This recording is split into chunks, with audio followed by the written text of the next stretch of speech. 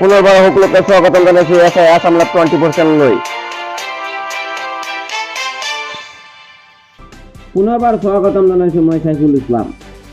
BJP দলত মহিলা কর্মী সুরক্ষিত নহয় নেকি বুলি প্রশ্ন উঠিল গগৈৰ। বিজেপি দলত মহিলা কৰ্মী সুৰক্ষিত নহয় নেকি বুলি প্ৰশ্ন উঠিল গগৈৰ। সাহসিকতা উৎকৃষ্টতাৰ বাবে মুঠ 25গৰাকী সমাধিলৈ লোক লৈ ৰাষ্ট্ৰীয় পুৰস্কাৰ। সাহসিকতা উৎকৃষ্টতাৰ বাবে মুঠ 25গৰাকী অসম আৰক্ষীৰ লোক লৈ ৰাষ্ট্ৰীয় পুৰস্কাৰ। স্বাধীনতা দিৱসত কেইবাগৰাকী আৰক্ষীলৈ যোগ্যতাৰ উপহাৰ।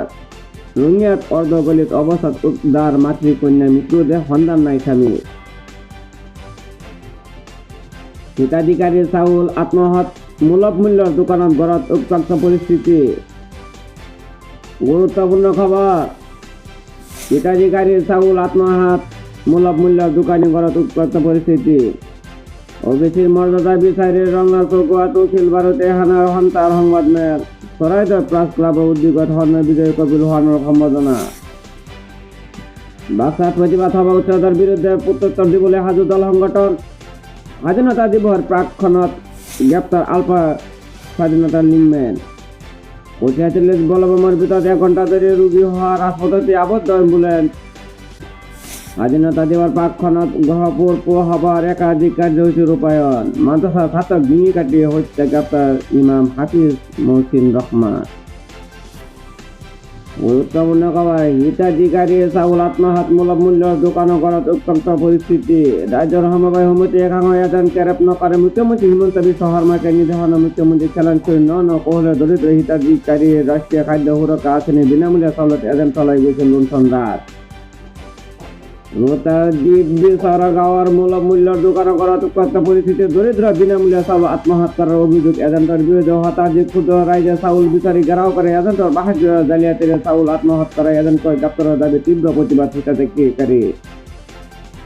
ওদালগুৰি সমবায় সমিতিৰ অন্তৰ্গত দ্বীপ গাঁৱৰ সুলভ মূল্যৰ দোকানী আকবৰ আলীৰ বিৰুদ্ধে উত্থাপন হৈছে গুৰুতৰ অভিযোগ। এজেণ্টগৰাকীয়ে বিগত 2-3 মাহ পাৰ সুলভ মূল্যৰ বিনামূলীয়া চাউল দিয়া নাইকিয়া হিতাধিকাৰীক কৌশলেৰে দৰিদ্ৰ সক্ষত হিতাধিকাৰী আঙুলিৰ ছাপ ফিংগাৰ লৈ জুন আৰু জুলাই মাহৰ চাউল আত্মসাৎ কৰাৰ অভিযোগ এজেণ্টৰ বিৰুদ্ধে।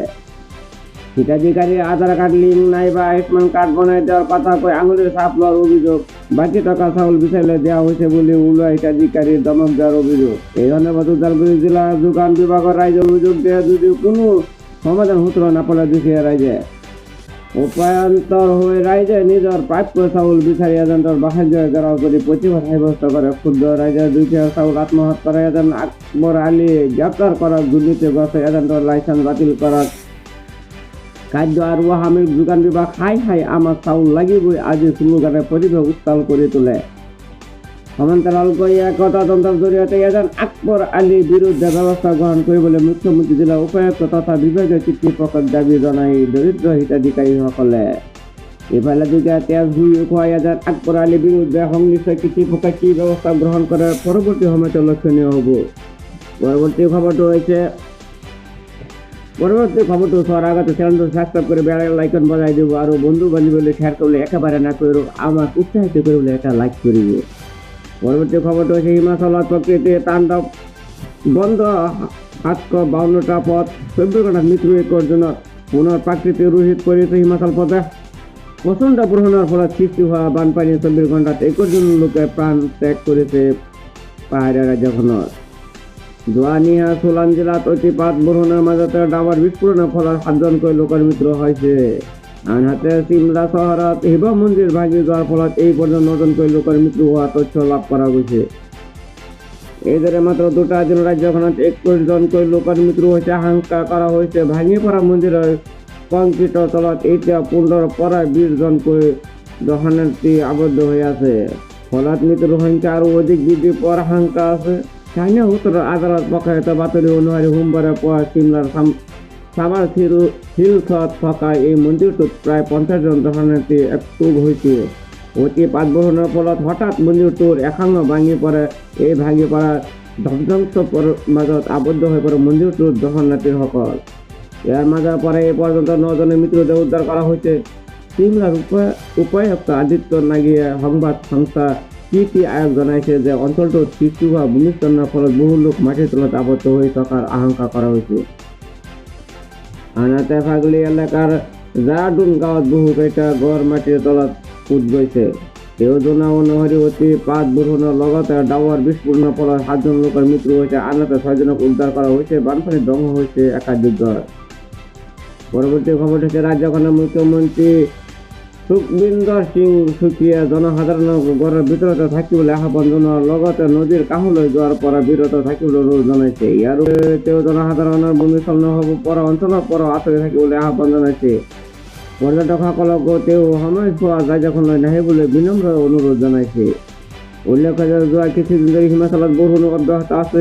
বিগত 24 ঘণ্টা বৰষুণ পৰিমাণ বহু বৃদ্ধি পাইছে নদীৰ জলপৃষ্ঠ উফন্দি উঠিছে খৰস্ৰোতা বিপাশা নদী। বৰষুণ আৰু ভূমিস্খলনৰ বাবে ৰাজ্যখনত বন্ধ হৈ আছে 752টাকৈ পথ। ইফালে বতৰ বিজ্ঞান কেন্দ্ৰৰ তথ্য অনুসৰি হিমাচল, চাম্বা, কাংৰা, হমিৰপুৰ, মাণ্ডি, বিলাসপুৰ, সোলাং, চিমলা আদিত প্ৰচুৰ বৰষুণ অব্যাহত থাকিব। যোৱা কেইবছৰত বানপানী আৰু ভূমিস্খলনৰ ফলত দেশৰ আটাইতকৈ ক্ষতিগ্ৰস্ত ৰাজ্য হিচাপে পৰিগণিত হৈ পৰিছে হিমাচল আৰু উত্তৰাখণ্ড। এইবাৰ বাৰিষা হিমাচলত এই পৰ্যন্ত 1000 কোটি টকাৰ অধিক ক্ষতিগ্ৰস্ত হৈছে। আনহাতে মৃত্যু হৈছে 257জন লোকৰ। বিজেপি নেতাৰ গুৰুত্বপূৰ্ণ খবৰ। বিজেপি নেত্ৰী ইন্দ্ৰাণী তহবিলদাৰৰ আত্মসন্মান লৈ প্ৰতিক্ৰিয়া ৰাইজৰ দলৰ সভাপতি তথা শিৱসাগৰ সমষ্টিৰ বিধায়ক অখিল গগৈৰ। বিজেপি নেত্ৰী ইন্দ্ৰাণীৰ তহবিলদাৰৰ আত্মসন্মানক লৈ প্ৰতিক্ৰিয়া ৰাইজৰ দলৰ সভাপতি তথা শিৱসাগৰ সমষ্টিৰ বিধায়ক অখিল গগৈৰ। বিজেপি দলত মহিলা কৰ্মী সুৰক্ষিত নহয় বুলি প্ৰশ্ন উত্থাপন কৰি বিধায়কগৰাকীয়ে কয় যে মহিলাজনত সকলো ঘটনা কেৱল বিজেপি দলতে হয়, সেয়া সমগ্ৰ ঘটনাৰ উচিত তদন্তৰ দাবী কৰে বিধায়কগৰাকীয়ে। আনহাতে উত্তৰ কাছাৰ পাৰ্বত্য জিলাৰ কেলেংকাৰীৰ অভিযুক্তসকলক ন্যায়ালয়ে নিৰ্দোষী বুলি ঘোষণা কৰাক লৈ প্ৰতিক্ৰিয়া বিধায়কগৰাকীয়ে কেলেংকাৰীটোত বিয়োগম নেতা জড়িত থকাৰ বাবে আৰক্ষীয়ে দুৰ্বল চাৰ্জশ্বিট দাখিল কৰাত অভিযুক্তসকল নিৰ্দোষী ঘোষণা হ'ল বুলি মন্তব্য অখিল গগৈৰ। ইয়াৰ উপৰি পাম খেতি কৰিবলৈ অনুমতি দিয়াটোৱে অসমৰ ৰাইজৰ বাবে ডাঙৰ বিশ্বাসযোগ্যতা বুলি উল্লেখ কৰি গগৈয়ে হিমন্ত বিশ্ব শৰ্মাই ৰামদেৱ আৰু RSSক সন্তুষ্টি কৰিবৰ কাৰণে এনেধৰণৰ ভয়ানক খেতি কৰাৰ অনুমতি দিছে। এই খেতিয়ে অসমক মৰুভূমিত পৰিণত কৰিব।